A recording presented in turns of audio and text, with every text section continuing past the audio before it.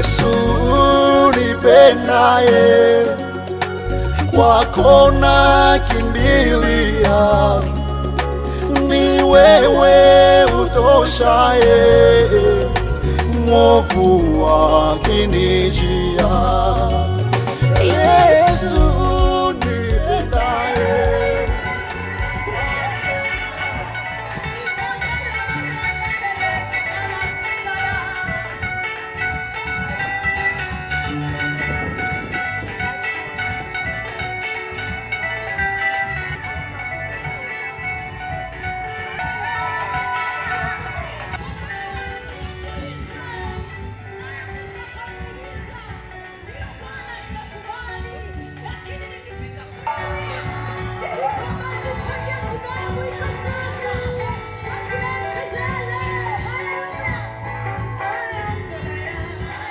Najisikia amani sana.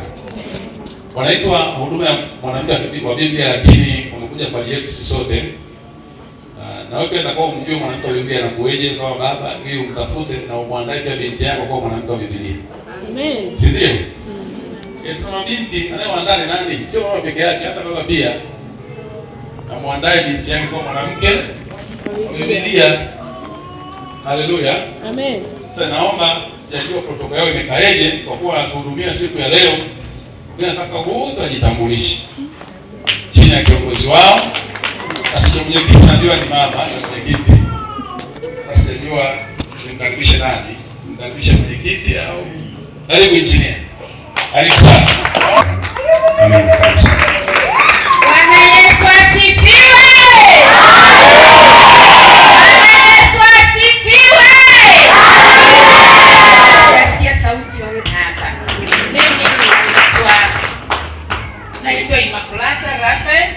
Wamezoea kuniita engineer. Yaani engineer niliachana nao mwaka 21 jamani, mimi ni mstaafu. Kwa hiyo engineer umebaki uko sasa hivi na engineer huko kwa Bwana Yesu. Ya, kuna huduma moja kubwa nzuri. Yeye anakwambia hata wewe ukijiunga tu utashangaa saa 11 umeamka mwenyewe, maana utaki kupitwa na kipindi cha maombi ya mwanamke wa Biblia.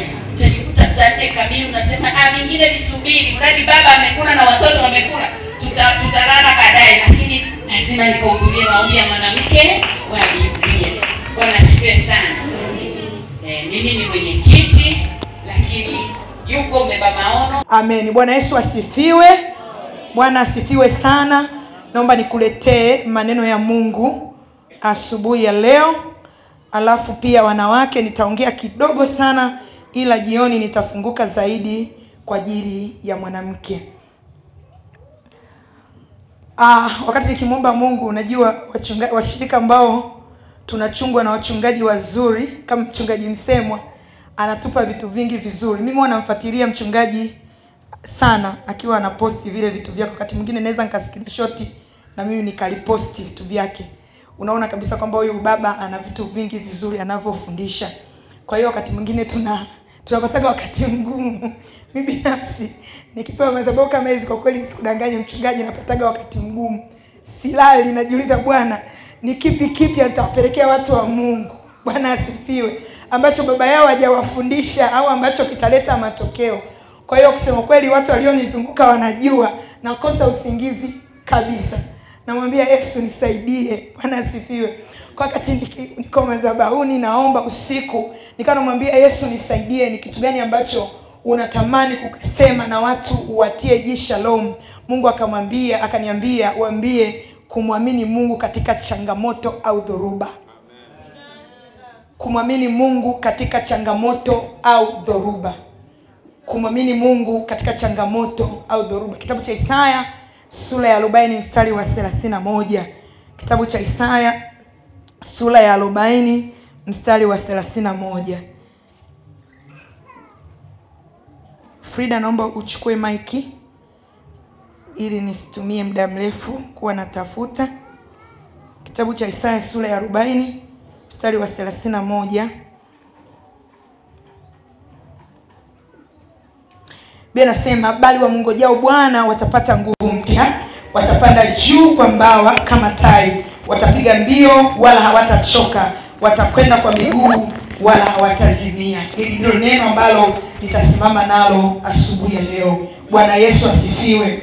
Lakini ujumbe wangu unasema kumwamini Mungu katikati ya changamoto au katikati ya dhoruba. Kiukweli mtu wa Mungu, tunaishi katika dunia ambayo ina changamoto. Tunaishi katika dunia ambayo hakuna kamseleleko, yani hakuna maisha yaliyonyooka. Na Biblia kitabu cha Mhubiri sura ya 3 inasema kila jambo na wakati wake. Kuna wakati tunalia, kuna wakati tunacheka, kuna wakati tunaumia, kuna wakati tunafurahi, kuna wakati tunahisi maumivu, tunahisi tuko katika nyakati ambazo ni ngumu kidogo, lakini kuna wakati pia tunafurahia. Ndio maisha yalivyo. Bwana asifiwe. Ndio maisha yalivyo. Hauwezi kwenda tu umenyooka tu, hapana. Lazima kuna wakati tukutane na changamoto. Na sisi ambao tumezoea kumgalagaza shetani, huwa akubali tukae tu tumerelax. Lazima akisumbua hapa ukamkamata, anapita hapa, unakamata huko anapita hapa. Kwa hiyo unajikuta sasa maisha yetu sisi kama watu tuliookoka yamejaa changamoto. Bwana asifiwe. Wakati mwingine sio changamoto, ni dhoruba zinakuja, na sio kwamba zikija dhoruba wewe hujaokoka. Biblia yenyewe inasema dhoruba zipo. Biblia yenyewe inasema kwamba ni lazima tupite. Si ndio jamani? Biblia yenyewe inasema ni lazima tupite. Kwa hiyo wakati mwingine dhoruba zinakuja, changamoto zinakuja, kuna namna au kuna kusudi la Mungu nyuma yake. Bwana asifiwe. Kwa hiyo hakuna maisha ambayo utakaa unacheka tu. Swala linakuja, unapopita kwenye changamoto, unapopita kwenye dhuruba, unafanya nini? Hilo ndio swali la muhimu. Na asubuhi ya leo nataka niseme na wewe kwamba unatakiwa kumwamini Mungu katikati ya dhoruba au katikati ya changamoto unayoipitia. Na ziko faida nyingi sana na nzuri ambazo zinatokea unapokuwa unapitia changamoto ukaamua kumwamini Mungu. Unajua watu wengi sana wanasema ninamwamini Mungu, mimi namwamini Mungu, mimi namwamini Mungu. Lakini kiuhalisia ukiangalia zile action anazozitoa katikati ya changamoto anayopitia, unajua hapa hakuna kumwamini Mungu hapa. Bwana asifiwe sana. Ukiangalia jinsi anavyopambana kutoka kwa akili zake, ukiangalia namna anavyopambana akatafuta njia mbadala, unaona kabisa hapa hakuna kumwamini Mungu. Unaposema hili jambo nimemwachia Mungu, ina maana unaacha kupambana kwa nguvu zako mwenyewe, badala yake unahamishia vita kwenye magoti. Unaanza kumwomba Bwana aingilie kati. Alafu unaachia akili zako kabisa. Unakuwa free. Unakuwa free kabisa, ukiamini kabisa kwamba Mungu yuko kazini akitenda kazi. Biblia inasema wamngojao Bwana. Unapomngoja Bwana ukai tu nimemngoja Bwana. Maana ya kumngoja Bwana ni kupiga magoti na kumwambia Lord intervene. Mungu ingilia hapa. Mungu ingilia hapa. Mungu ingilia hapa. Akili yangu imefika mwisho. Unaporuhusu Mungu aingilie kati, hapo ndio sasa Biblia inasema wamngojao Bwana watapata nguvu mpya, wataruka juu, watapanda juu, wataruka juu kama tai. Hautaruka juu kama tai kama hujaamua kumtafuta Bwana hakutatulie changamoto yako. Ni Mungu. Wakati unajiandaa mimi nitakuwa namaliza. Wakati unamngoja Bwana ni kumwamini Mungu. Wakati unamngoja Bwana ni kumtegemea Mungu. Wakati unamngoja, yani anaposema wamngoja Bwana watapata nguvu mpya. Raka shekete. Wamngojao Bwana watapata nguvu mpya. Biblia yangu inaniambia wataruka juu kama tai. Kwa hiyo kumngoja Bwana ina maana ni katikati ya dhoruba, ni katikati ya changamoto, akili yako haiwazi chochote, inawaza msaada wa Bwana.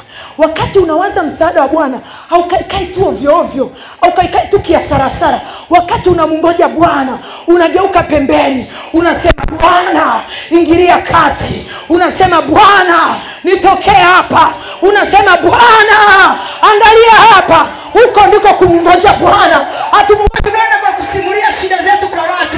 Hatumngoji Bwana kwa